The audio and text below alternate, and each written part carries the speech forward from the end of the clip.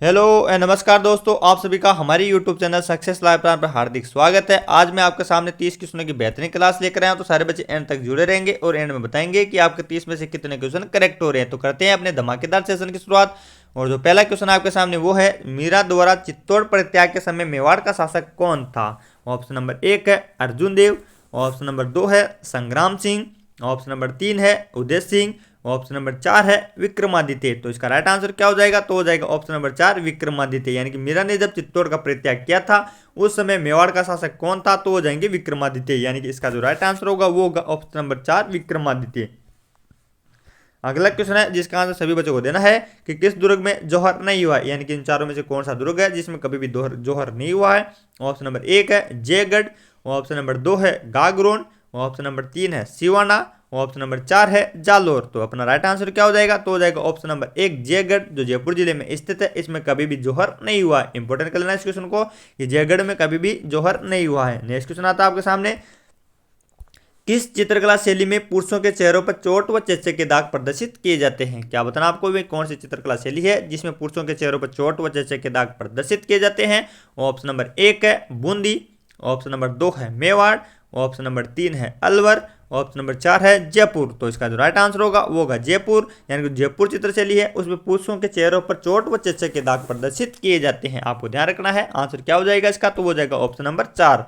अगला क्वेश्चन आ जाता है आपके ऑप्शन है कि परबतसर का मेला किस लोक देवता की स्मृति में आयोजित किया जाता है। क्या बताना आपको कि जो परबतसर नागौर है वहां पर किस लोक देवता की स्मृति में मेला आयोजित होता है।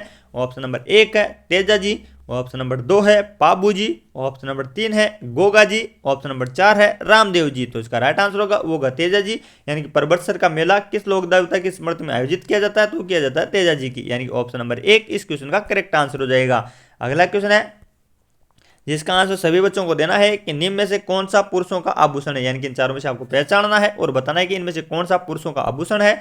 ऑप्शन नंबर 1 है छेलकड़ी, ऑप्शन नंबर 2 है नेवरी, ऑप्शन नंबर 3 है पोत, ऑप्शन नंबर 4 है सरी। तो राइट आंसर हो जाएगा वो हो जाएगा ऑप्शन नंबर 1 छेलकड़ी, जो पुरुषों का आभूषण है।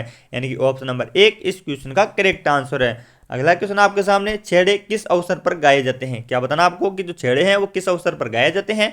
ऑप्शन नंबर 1 है शिशु मृत्यु पर, ऑप्शन नंबर 2 है जागरण पर, ऑप्शन नंबर 3 है वधु आगमन पर, ऑप्शन नंबर 4 है फसल कटाई पर। तो कब गाए जाते हैं, तो गाए जाते हैं शिशु मृत्यु पर। यानी जब शिशु की मृत्यु होती है तब छेड़े गाए जाते हैं। अगला क्वेश्चन आ जाता है, राजकुमारी मूमल किस स्थान से संबंधित थी। क्या बताना आपको कि जो राजकुमारी मूमल है वो किस स्थान से संबंधित थी। ऑप्शन नंबर 1 है कोलायत से, ऑप्शन नंबर 2 है अर्थुना से, ऑप्शन नंबर 3 है लोदरवा से, ऑप्शन नंबर 4 है केलापानी से। सभी बच्चे आंसर देंगे और जिन बच्चों ने ऑप्शन नंबर 3 बताया उनको शाबाश। यानी कि लोदरवा जैसलमेर इसका राइट आंसर हो जाएगा। राजकुमारी मूमल किस स्थान से संबंधित है, तो वो लोदरवा से संबंधित है। और लोदरवा कहां पर है, तो ये जैसलमेर जिले में स्थित है। अगला क्वेश्चन आता है आपके सामने, अरावली पर्वत श्रेणी के निम्नलिखित शिखरों में से कौन सा सर्वोच्च शिखर है। क्या होता है ना आपको कि अरावली पर्वत श्रेणी के निम्नलिखित शिखरों में से कौन सा शिखर सबसे ऊंचा है। ऑप्शन नंबर 1 है नाहरगढ़, ऑप्शन नंबर 2 है सज्जनगढ़, ऑप्शन नंबर 3 है कुंभलगढ़, ऑप्शन नंबर 4 है तारागढ़। वैसे तो गुरु शिखर सबसे बड़ा हो जाएगा, परंतु ऑप्शन में नहीं दिया गया, इसलिए आपको इनमें से पहचान कर बताना है। इसका जो राइट आंसर होगा वो होगा कुंभलगढ़। यानी कि इन चारों में सबसे बड़ा कौन हो जाएगा, तो हो जाएगा कुंभलगढ़, जिसकी ऊंचाई अरावली श्रेणी में सबसे ऊंची हो जाएगी। और वैसे पूछे तो कौन होगा, गुरु शिखर, और उसकी लंबाई कितनी हो जाएगी, तो हो जाएगी 1722 मीटर। यानी कि उसका आंसर क्या होगा, तो होगा 1722। अगला क्वेश्चन है, राजस्थान के कौन से भाग में स्टेपी जलवायु पाई जाती है। क्या बताना आपको कि राजस्थान का कौन सा भाग है जहां पर स्टेपी जलवायु पाई जाती है। ऑप्शन नंबर 1 है अरावली के पूर्व में, ऑप्शन नंबर 2 है हाड़ौती एवं भोराट के बीच, ऑप्शन नंबर 3 है अरावली एवं पश्चिमी शुष्क पेटी के बीच, ऑप्शन नंबर 4 है दक्षिणी राजस्थान के बीच। सभी बच्चे आंसर देंगे इसका और जिन बच्चों ने ऑप्शन नंबर 3 बताया उनको शाबाश। यानी कि अरावली एवं पश्चिमी शुष्क पेटी के बीच कौन सी जलवायु पाई जाती है, तो पाई जाती है स्टेपी जलवायु। यानी कि अपना आंसर क्या हो जाएगा, तो हो जाएगा ऑप्शन नंबर 3। अगला क्वेश्चन आता है, राजस्थान के राज्यपाल को पहचानिए जिनके कार्यकाल में ही राष्ट्रपति शासन लगाया और हटाया गया था। यानी कि इनमें से कौन सा राष्ट्रपति या राज्यपाल हो जाएगा जिनके शासनकाल में राष्ट्रपति शासन लगा था और उन्हीं के शासनकाल में हट गया था। ऑप्शन नंबर 1 है संपूर्णानंद, ऑप्शन नंबर 2 है हुकुम सिंह, ऑप्शन नंबर 4 है एम चेन्नारेड्डी, ऑप्शन नंबर 4 है रघुकुल तिलक। तो इसका जो राइट आंसर होगा वो होगा रघुकुल तिलक। वो ऐसे राज्यपाल है जिनके शासनकाल में राष्ट्रपति शासन लगा था और उन्हीं के शासनकाल में हट गया था। आंसर क्या हो जाएगा, तो हो जाएगा ऑप्शन नंबर 4 रघुकुल तिलक।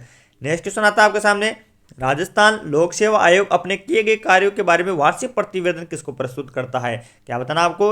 राजस्थान लोक सेवा आयोग है वो अपने किए गए कार्यों के लिए वार्षिक प्रतिवेदन किसको प्रस्तुत करता है? ऑप्शन नंबर 1 है राज्यपाल को, ऑप्शन नंबर 2 है राष्ट्रपति को, ऑप्शन नंबर 3 है संसद को, ऑप्शन नंबर 4 है राज्य विधानसभा को। तो किसको प्रस्तुत करता है? तो वो करता है राज्यपाल को। यानी राजस्थान लोक सेवा आयोग अपने किए गए कार्यों का वार्षिक प्रतिवेदन राज्यपाल को प्रस्तुत करता है। ऑप्शन नंबर 1 इस क्वेश्चन का करेक्ट आंसर हो जाएगा।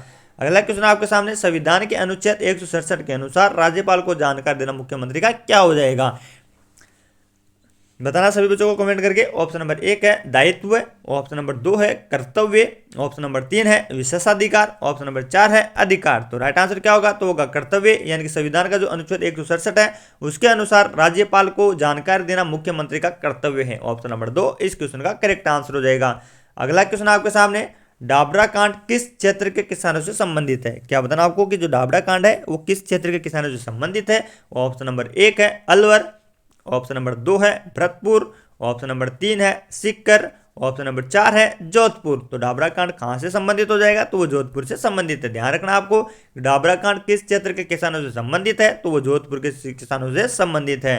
नेक्स्ट क्वेश्चन आता है, रमजोल आभूषण मध्यकालीन मारवाड़ में शरीर के किस भाग से संबंधित है? क्या बताना आपको कि रमजोल आभूषण है वो मध्यकालीन मारवाड़ में शरीर के किस भाग से संबंधित है?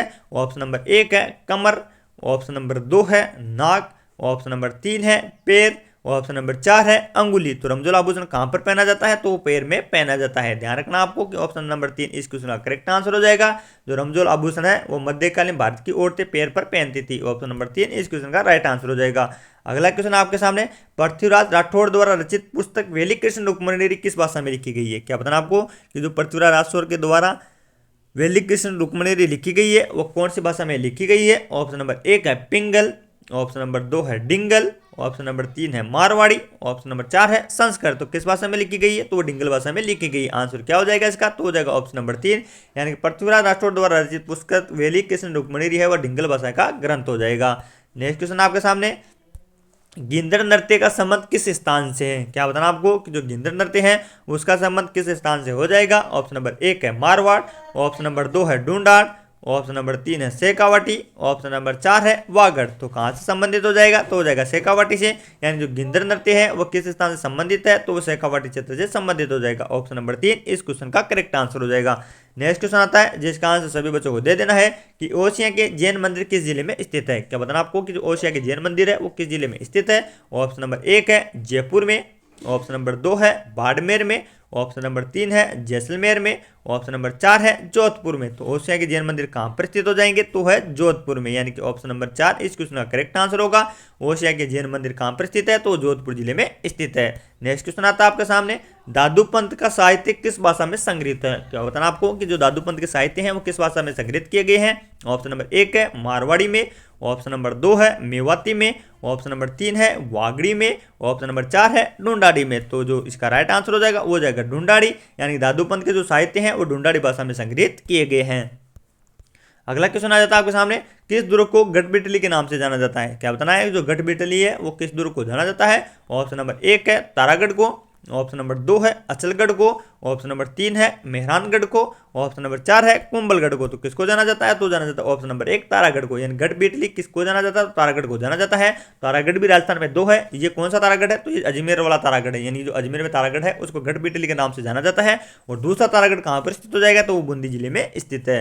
नेक्स्ट क्वेश्चन आपके सामने, निम्न में से कौन सी नदी राजस्थान के आंतरिक अपवाह तंत्र से संबंधित नहीं है? क्या बताना आपको कि इनमें से कौन सी नदी है जो राजस्थान के आंतरिक अपवाह तंत्र से संबंधित नहीं है? ऑप्शन नंबर 1 है रूपनगढ़, ऑप्शन नंबर 2 है खांडेल, ऑप्शन नंबर 3 है मेंढा, ऑप्शन नंबर 4 है मित्री। तो कौन सी होगी? तो होगी मित्री, जो राजस्थान के आंतरिक अपवाह तंत्र से संबंधित नहीं है। जबकि रूपनगढ़, खांडेल और मेंढा ये सारी आंतरिक अपवाह तंत्र से संबंधित हो जाएगी।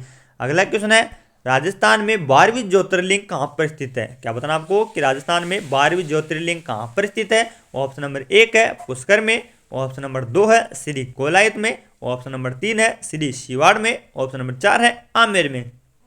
तो कहां पर स्थित है? तो शिवाड़ में स्थित है। आपको ध्यान रखना है कि राजस्थान की 12वीं ज्योतिर्लिंग कहां पर स्थित हो जाएगी? तो शिवाड़ जिले में स्थित हो जाएगी। अगला क्वेश्चन आपके सामने, केंद्रीय शुष्क बागवान संस्थान कहां पर स्थित है? क्या बताना आपको कि जो केंद्रीय शुष्क बागवानी है वो कहां पर स्थित है? ऑप्शन नंबर 1 है जोधपुर में, ऑप्शन नंबर 2 है बाड़मेर में, ऑप्शन नंबर 3 है बीकानेर में, ऑप्शन नंबर 4 है गंगानगर में। सभी बच्चे राइट आंसर देंगे इसका, और जिन बच्चों ने ऑप्शन नंबर 3 बताया बीकानेर, उनका राइट आंसर हो जाएगा। यानी केंद्रीय शुष्क बागवानी संस्थान कहां पर स्थित हो जाएगा, तो बीकानेर जिले में स्थित है। अगला क्वेश्चन आपके सामने, राजस्थान सहकारी डेयरी फेडरेशन लिमिटेड का मुख्यालय कहां पर स्थित है।